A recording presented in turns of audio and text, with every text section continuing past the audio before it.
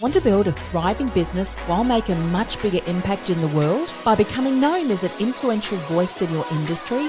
The choice versus just a choice with your ideal client? That's exactly what you're going to learn as I interview business experts, industry thought leaders, and entrepreneurs who are in the trenches making their mark so you can too.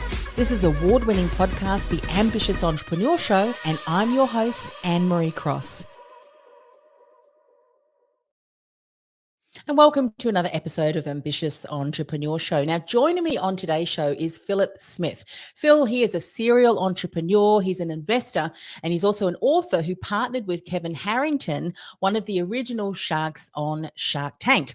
Now, he also made the Inc. 5,000 list of the fastest growing private companies for X, and he did it as a one employee company working from home. How did he do that? Well, he started his first business back in 1998. He's sold 4 companies so far. His new business is all-in-one-marketing.com, and it was created to help companies not only to save money, but also to scale and to automate their digital marketing strategies, which is something I know many entrepreneurs struggle with. Now, specifically on today's show, Phil is going to share what's lead generation, how to get lead generation started in your business. He's going to talk about how to monetize leads multiple ways to increase profit. And if you are a one-man band or one-woman band, growing a 7-figure business as a solopreneur. Those are just some of the things we're going to talk about today. Welcome, Phil. Thank you for having me. It's wonderful to hear you or to have you come on the show today. And as I mentioned in the introduction, you've been a one-man band. You've sold multiple companies and you've been able to really develop a level of expertise in what we call lead generation and so forth. So I'm glad to be able to tap into your expertise. How are you finding businesses today when it comes to lead generation? Are they understanding more about what it is and how best to do it? Or is there a bit of a way to go in the learning curve? It's actually getting more complicated because companies like Facebook, they move so fast, they make so many changes. So it's hard for the average business owner to keep up because they're probably not an expert to begin with. Then you have all the different platforms that are out there. Like all of a sudden TikTok is taken over, from an advertising perspective, and the average person, again, the average business owner having a tough time trying to figure it out. So it's definitely harder if you ask me. It used to be really easy back in the 90s, even early 2000s, because there was only a few platforms to use. But now as it develops, everything just develops so quickly today. Yeah. And I think one of the things that I've had a lot of feedback about lead generation and all of the different tools, it's that people try to jump on what we're being told that we need to be on top of and get on this platform and in this platform, that we're spreading ourselves thin. We're not really doing anything well, trying to do all of those things. So let's just take it right back to the beginning and talk about, your definition of what is lead generation. And then I'm sure you're going to help us. How do we get started in a simple but strategic way? What is lead generation, Phil? Yeah, lead generation is a simple concept of driving traffic to your website to promote your product or service, and to really go through the entire process. At the end of the day, you want to drive traffic. What a lot of companies do is they're not collecting the data. So they drive traffic to their website and try to get people to be interested in whatever they're selling and go actually purchase it. What they really should be doing is collecting the data, because that's the most important piece. Now, once you have that data, you can market to them forever. If you look at the large companies, the Amazons, the Googles, they collect that data, they monetize it, multiple service offerings. Obviously, Amazon has the whole product side. But, if you look at Amazon specifically, they have the storage side, they have the book side, the TV side, the movie side. They have so many different ways to monetize you or monetize all of us. So then once you get that data, then the idea is to now monetize it. But going back to the just generating leads, the issue is that there's so many ways to do it. So for example, let's just say you don't have an advertising budget and you're not going to go spend a bunch of money on marketing. And you say, okay, where do I put my time into building organically? Do I go to Facebook, Instagram, YouTube, TikTok? to try to build 4 or 5 different platforms organically and get a bunch of followers, it's really hard because you're spreading yourself so thin.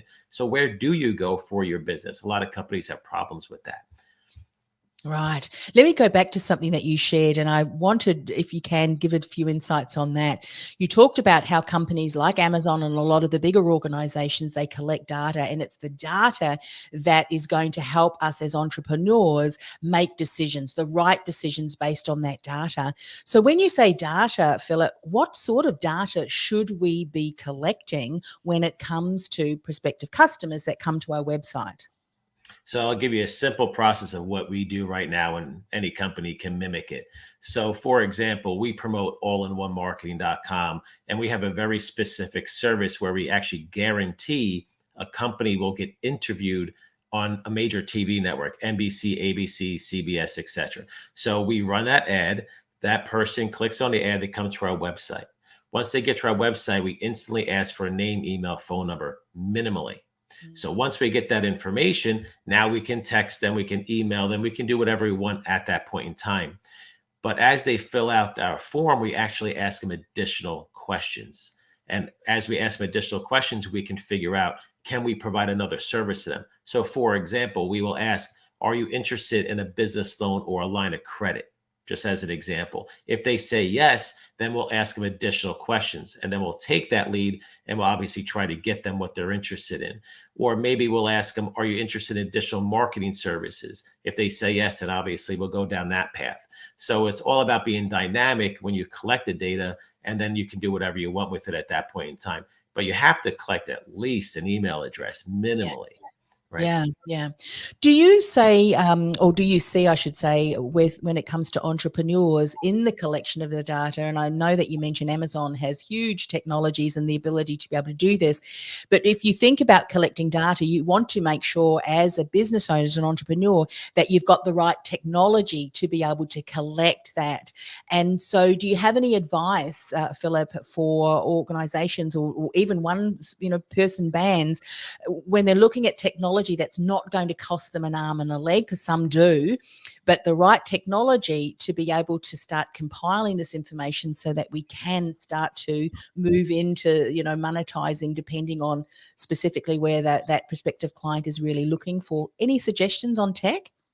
Sure. It's funny because we use a bunch of different companies, even some overlap, or we even duplicate ourselves with different softwares. At the end of the day, you need an email marketing company, right? So take an Aweber, a Constant Contact, a MailChimp, etc. Then you need an SMS company. We use a company called Simple Texting for ourselves for certain things. We do have our own platform in all-in-one marketing, but we also have a lot of other needs outside of just what we do. So we even use other companies like a HubSpot, for example. That's a very robust system. So 100%, there's so many different companies out there. You have Zoho, you have Salesforce. All the larger companies use something like Salesforce. It's obviously enterprise level. So, but email and SMS marketing, the two simplest things. The problem that most companies, business owners, are going to have is moving the data around. So if you do collect it on your website, how do you get it from your website to a platform like an email marketing platform or SMS? That's where companies start to lose or start to have issues. So that's the reason why we actually built allinOnemarketing.com originally, was because it is an all-in-one marketing solution. It has like 15 tools in one. So that's the original reason why we built it. But at the end of the day, it depends on what a company's needs are, if our software works for them. So. Yeah, brilliant. And I can definitely imagine that is definitely a bottleneck. Another bottleneck, and I'd love if you've got some information to share on this too, is, okay, we've got this incredible data. How do we go through that? What are the golden nuggets that we can take from that data to, how many people do have collected names and email addresses and so forth? And that's as far as it goes. You've got this incredible database that you're not really doing anything with. Any insights on that? And I'm sure your system supports them in doing that too. What are some of the things that we now do once we've collected that data?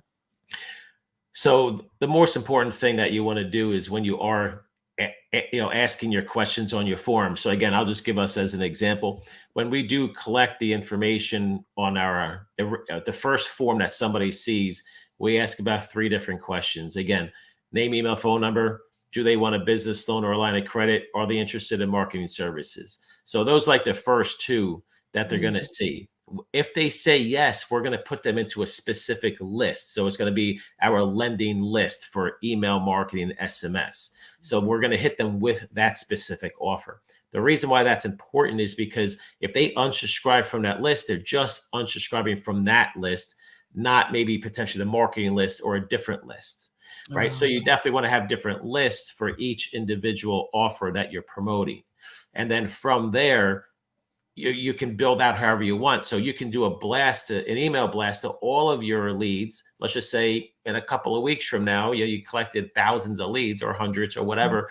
And you say, I have a new offer that I want to promote them. Maybe it's your own offer, or maybe it's a partner, or you're an affiliate of a different company, whatever the case may be. You always want to have that ability to hit everybody at any point in time, or segment them out. You can automate all this stuff, right? And again, this is where a lot of business owners kind of fall off, because they're like, I don't know how to do any of this stuff.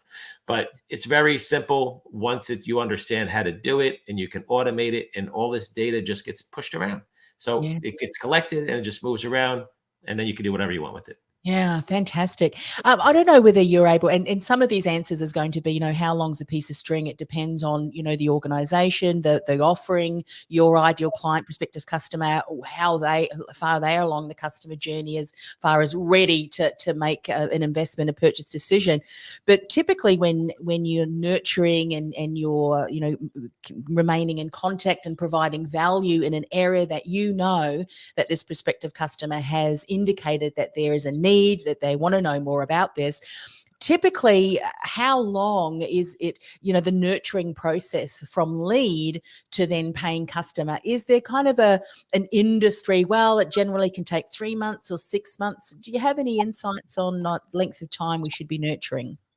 Yeah, it's funny. I actually have masterminds. I just had one this past weekend in Florida, and there was somebody that showed up. His name is Adam, and he's been following me since 2008. Wow. So talk about a long sales cycle, right? So it depends on what your service is, depends on what your product is. That's always going to depend on your sales cycle. For anything I've ever done, we live in the 2 to maybe 6 week sales cycle for our services that we sell. That's typically where we are, but every company is obviously going to be different in what that is. But one thing I will say, never stop nurturing, never stop promoting. People say, well, I don't want to annoy my leads or whatever. You know what it is? And again, it depends on what you're doing, of course. A lot of the stuff that we do, we hit our leads pretty hard instantly, because there's so many distractions online and people are looking all over the place. There's so much on their phone and emails and texts and this and that and whatever. You have to get their attention. Especially, let's just say you're running Facebook ads, just as an example. If you're running Facebook ads, once they click on your ad, let's just say your ad is the first ad they ever see in your industry, they're going to get hit with 10 more in the next 24 hours. That's just the way Facebook works. So you have to hit them pretty hard. When someone goes into our list, one of our lists, they'll get 4 emails in like the first hour. Yeah. And people will say, that's too many. I'm like, no, it's not, because now I have their attention. Sure, I'll piss some people off, whatever. But the people that are serious, they're going to now see us. So I'll give you a quick example. You take a subway car, right? Let's just say there's 10 subway cars. Do you want to have one advertisement in each subway car, or do you want all your advertisements in one subway car and there's only you're the only company in there? I would rather just have, I'm the only one in there, and just inundate them with my message, right? Because now everyone's guaranteed to pretty much see you, instead of just being one of another 20 companies. Yeah. So, just hit them hard right away. Yeah. I love that. And it's one of those things too, isn't it? If someone is looking, imagine if you walked into a store and you asked the store representative came up, can I help you? Yes, I'm interested in such and such. They go, well, go over there. And then they disappear. It's like, well, you've just missed an opportunity. That person, if you provide them with information, ask them questions, take them over to somewhere, show them, you're more than likely, if that's the right fit, right fit and right time, have a sale there, or in the nurturing sequence, continue to really build that relationship. How important do you think when it comes to generating leads, obviously, and then nurturing those leads? Emails, yes, but then what you do also in the front, and what I mean by the front is showing up so that they see videos, podcasts, other content that continues to really showcase value, your insights, your thought leadership. How is important is that in part of the lead generation and nurturing process? Yeah, so we are very, very strict. You have to watch a video in order to speak to us. So back in the day when I first started, I wanted to talk to everybody that was interested. And you spend so much time on the phone with window shoppers and they're not really serious, and you had to explain everything from scratch. I literally sold my first service back in 1998, 98, 99, going into 2000. And I learned this back then. And I started building up funnels before anybody ever came up with the word funnel, right? It didn't exist. I just created videos that people had to watch before they talked to me, right? So it was very interesting that how long I've been doing it's crazy. But going to today, I see so many companies, successful or not, doesn't even matter. I just see so many companies that do it the hard way. I have a friend that actually lives local to me. He runs a business where he sells a service, and he's similar to one of my companies, actually. And what happens is he doesn't force anybody to watch a video. And I tell him, he has triple the sales guys I have, and I do more revenue than him because we're very strict in forcing people to watch a video before they can talk to us. Yes. And then now that sales process goes like that. It's more of an order taker versus salesperson, because a video is going to outperform a human any day of the week, right? Because that video works 24/7. It doesn't take breaks. It doesn't get sick, right? It doesn't take time off for holidays, right? So that video is pumping all day long. And then, of course, all the other content that you're putting out there. So I highly recommend, if you're providing a specific type of service where it's a sales process, force them to, and people think, oh, I'm going to lose them. Trust me, you're not going to lose them. Make them watch the video. Yeah, it makes sense when you're sharing that, Philip, because what you're doing is you're educating them. And a lot of times people don't know what they don't know. And it gives you an opportunity to share some of that expertise, to the point that by the time someone does speak with you, they're already aware of the gaps, obviously depending on what you're incorporating in your video. And perhaps you might like to share about what are some of the things you incorporate into that. But what are the gaps that they're having? Why your product, how it's worked, maybe share some, case studies and so forth as well, to the point that if someone really still wants to speak with you, they are already aware of a lot more than what if they don't know anything about you and you have to start from scratch kind of thing. A lot of people are more informed, aren't they? And so you don't have to do a lot of that education process. How long is the video? Can I ask? Can you share a little bit more about kind of that video that you encourage or force people to watch? Yeah, I'll give you some interesting stats that actually shocked me over the years now, because we would run videos as little as we ever run in a video for something that's 9 minutes long. I've run videos around 20 minutes, 40 minutes, and about an hour. It's going to shock you that even a 9-minute video, I just looked at the stat today, a 9-minute video gets about 20% of the people to the end of the video where they see the price. The hour-long video is about 15%. So what I learned is that it doesn't matter how long the video is. If people are serious, they'll watch it. I even have an hour and 15-minute video that people watch. It gets about 17% to the end. So that's what we learned. So I always felt I had to get to the point, only spend 20 minutes so I don't lose them. Then you're not giving them enough information. I actually make more money. I should say this. I get a higher conversion ratio with a longer video than I do a shorter video, because they're really engaged. They know that the people are going to watch it. And I can put all the goodies in front of them that I need to put in front of them.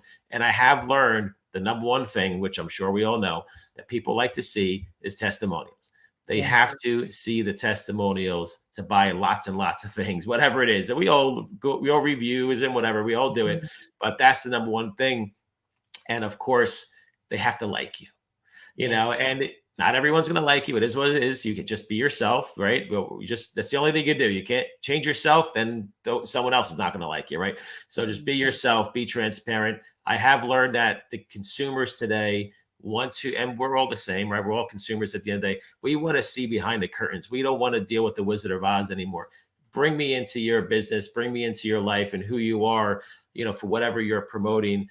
Put it on, whatever you're willing to do online in terms of your business, and open up the doors so they can see, because that's what people really want. And they really Yes. want to, they want to work with people that they like, or buy Yeah, from people. so true. So true. And of course, everything that you've shared today really continues to add more insight into the things that we said you're going to share, how to monetize leads, multiple ways to increase profit. One of the things, let's dive a little bit deeper into that. One of the things you said earlier on was that you ask questions. And so you're gathering data from your prospective customer. I mean, how often do businesses provide a service or a product for a specific customer, but they never really remain in contact with that customer to find out, well, what's the next need that you have now? How much money do you think is left on the table, Philip? Because businesses haven't followed up, found out if what the other needs are, and if that is a need that your expertise, your service or product can provide, because you've got that ability to provide that, you're leaving money on the table. Is that something that you see often happens with businesses? Yeah, I'll tell you a few stories with this. So I used to be part of War Room Mastermind before they changed their name and those guys split up. And that was the first time I ever spoke at an event speaking about monetizing data. And, War Room is a higher level mastermind. You have to make a lot of money to be part of it. And I was lucky enough to speak in front of 250 people that make millions of dollars. Yes. And I was very nervous, and I was like, what am I going to talk about? So I talked about monetizing data. And I just thought that everyone understands this. Everyone knows, right? So I go through my speech about 20 minutes, and I'm getting off the stage, and I see this one fella, Michael Perella, used to own I Love Kickboxing franchise, comes over to me. It's like, Phil, I generate about 90,000 leads a month. I never thought about doing anything else with them. I'm like, really? Wow. Literally, I spoke the morning of day one, and over those 2 days, I had about 20 people come up to me saying, that was amazing. We need to talk. We need to talk. We need to talk. We need to talk. I wasn't trying to sell anything. I don't have any services to help people. I'll just give them some advice. So it's not like I was looking for business or anything like that, but it just shocked me that nobody knew, even at that level. So then when you fast forward to everything that I do, so then I started basically everybody that I talk to that does lead gen or even has a company, whatever, I would give them that advice. And there's two stories I'll give you. One person, I met in San Diego at Traffic and Conversion Summit. And I told him that, I said, hey, you're generating your leads. He explained his business. I said, you should start take these leads and start doing all this other stuff with them. I went through the whole process, right? So He basically, a year later, I see him again at Traffic and Conversion Summit. And he goes, dude, he goes, you don't understand. I put about $100,000 extra a month into my business because I did what you said. And I'm like, this is a year later, right? So I'm like, what did I say? Because I started monetizing my leads in other ways. And they explained what he did. I'm like, dude, that's great. He goes, I'm buying you dinner. I'm like, you got to buy me more than that. But basically, but it was such a great conversation. Literally a couple of months ago, in March, I was in San Diego. I'm actually part of Damon John from Shark Tank. So I'm part of his new mastermind called Rise Nation. So we're there, and one of the guys that's part of it, we're at the bar, and he's like, Phil, I've known this guy for years. I only see him pretty much at these events. So he goes, his name's Brad. He's from Austin, Texas. And he goes, hey, man, I just want to let you know, I'm making an absolute killing, like about 7 figures right now, because I implement what you told me. And again, I'm like, what did I tell you? And he goes, when you talked at War Room Mastermind, you talk about monetizing leads. That stuck with me this entire time. This is going back to like 2019 or 18, right? So it's a long time. And he goes, I finally started implementing this last year, and it changed the game. He goes, I do not even pay for my leads anymore. All my leads are free for my business. I'm like, that's amazing. So it really is very important for companies that look at this strategy and see how they can implement it into their business. Yeah. A lot of businesses, they know what they know, they're doing what they're doing, and they don't really recognize the other aspects, the money that they're leaving on the table, as, just a couple of examples that you've shared. What do you say to people who are listening and watching, maybe even the recording, Philip, who now recognize, we're not really doing what, for Philip has advised us to do, even from lead generation. We're trying to do all of the things. Nothing really is generating us the results that we want. Where is a great place to start? I mean, obviously, we're going to share in a moment, or get you to share how they can reach out to you and find out more about how you can support them. But where is a good place to start? Because I think a lot of businesses were overwhelmed. You said right at the beginning, it's probably more difficult now to generate leads than it was years ago, back in the 90s, because there's so many options. What do we do? Is there a kind of like a step-by-step process that, look, you really want to focus on this first, and then you can start, you've built the momentum, and then you can really start to leverage what you're doing and build that up. But where's that first place to start, do you think?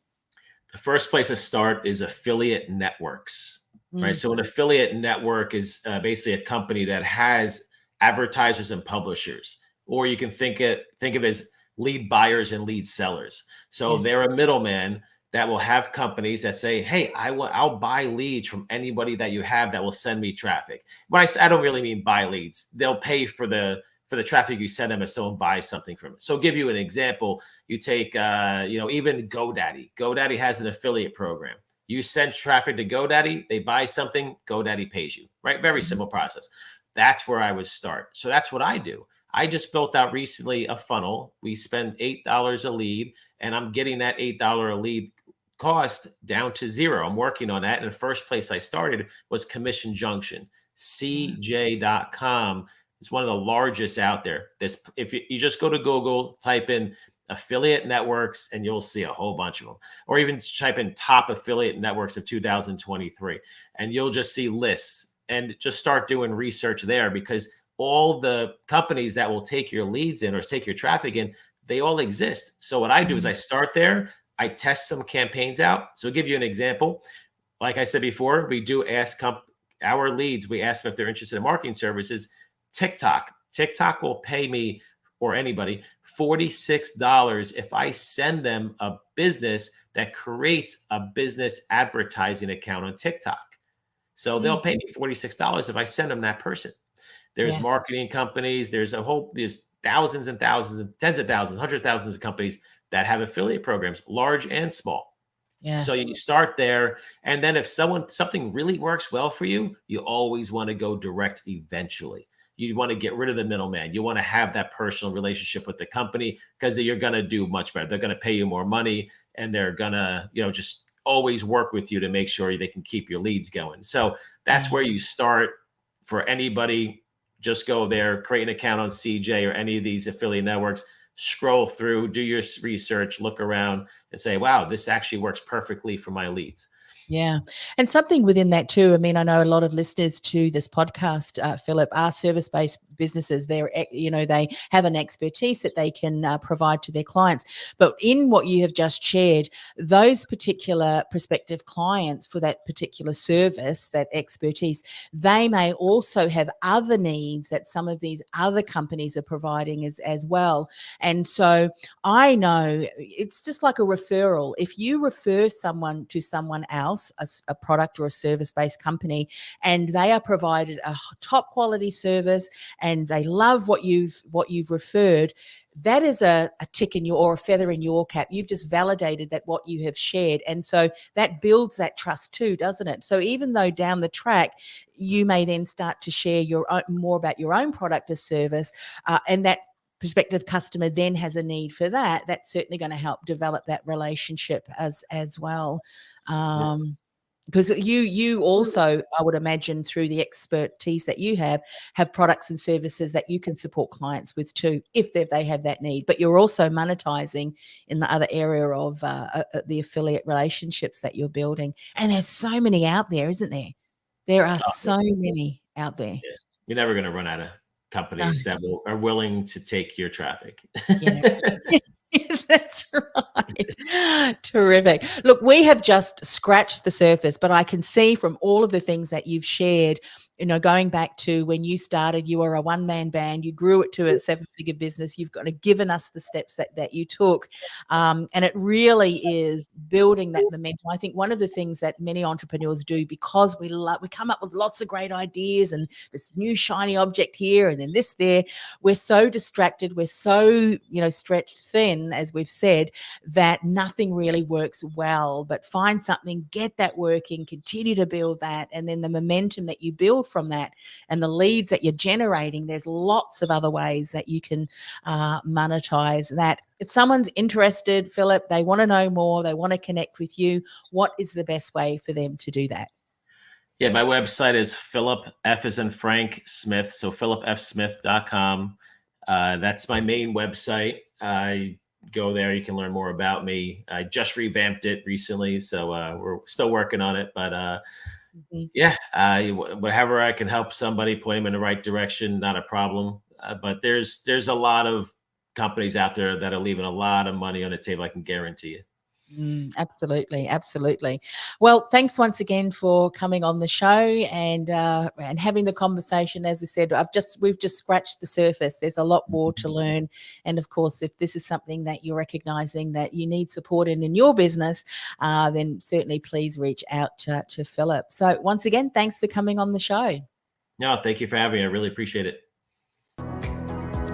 Hey, it's Anne-Marie. Before I go, are you a coach or a consultant who feels like the world's best kept secret? Your experience is vast, yet secretly you're frustrated because despite all of your hard work, you're just not getting the visibility, the recognition, or new clients you'd hope for, and you don't know why? I've created a free resource that'll help you build visibility, generate leads, and enroll dream clients with ease because you're seen as a trusted authority, even in a crowded marketplace. And you've positioned yourself as the choice versus just a choice for your dream client. To get started, go to annemariecross.com/gift. That's annemariecross.com/gift.